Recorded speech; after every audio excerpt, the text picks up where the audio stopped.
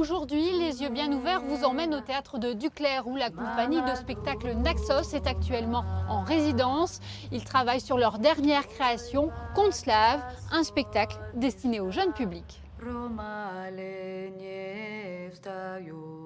Et qu'est-ce qui vous intéressait dans ces contes slaves? Leur ironie, leur cruauté et leur humour surtout.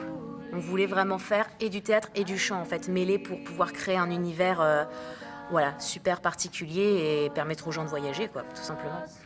Dans un paysage isolé, dans une maisonnette isolée, vivait une famille.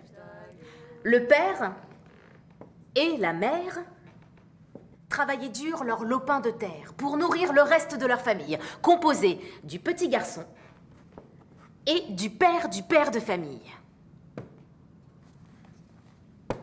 Ridé comme un vieux chêne, les cheveux blancs comme la neige, le grand-père ne pouvait plus travailler depuis de nombreuses années. Si son corps n'était plus en capacité de porter ne serait-ce qu'une bûchette, son appétit, lui, restait fringant, juvénile. Son fils ne pouvait l'expliquer. Ah, comment un vieillard peut-il encore tant manger? C'est peu dire qu'il nous coûte. Et cette nuit-là, le père eut une idée. Dès le lendemain, il prit son vieux père sous le bras et dans l'autre, une planche de bois. Et avec le petit garçon, tous trois se mirent en route vers le gouffre que l'on appelle La bouche de la terre. Arrivé au bord du précipice, le père posa la planche et dit « Mon père, allonge-toi sur cette planche. » Mais pourquoi faire, mon fils? Ah, n'es-tu pas fatigué d'une vie si longue? N'as-tu pas envie de te reposer pour l'éternité? Bon, bah si tu le dis, mon fils. Papa, dis-moi, tu fais quoi là? Ah, je soulage ton grand-père, mon fils. Il est si vieux, si fatigué d'être à notre charge. Aide-moi à l'allonger.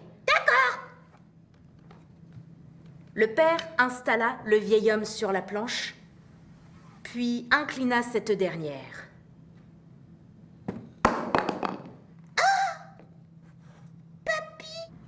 Ah, voilà qui est fait. Maintenant, rentrons à la maison. Attends, papa, tu oublies la planche. Ah, non, non, laissons la planche là où elle est. Elle ne nous est plus d'aucune utilité. Mais si, à moi, elle me sera très utile plus tard, quand tu seras tout vieux, tout ridé, et qu'il faudra te jeter dans le trou. Hein? Qu'est-ce que tu viens de dire? Voilà qui fit l'effet d'un coup de massue sur la tête.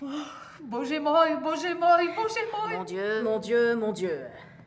L'homme se précipita au bord du gouffre et cria de toutes ses forces.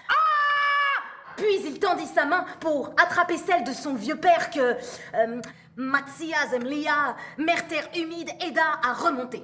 J'y vais.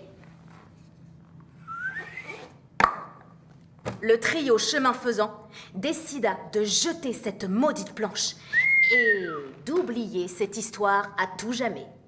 Et la famille resta soudée. Voilà, c'est fini pour aujourd'hui. Rendez-vous demain à Rouen à la rencontre de Alain Denardis.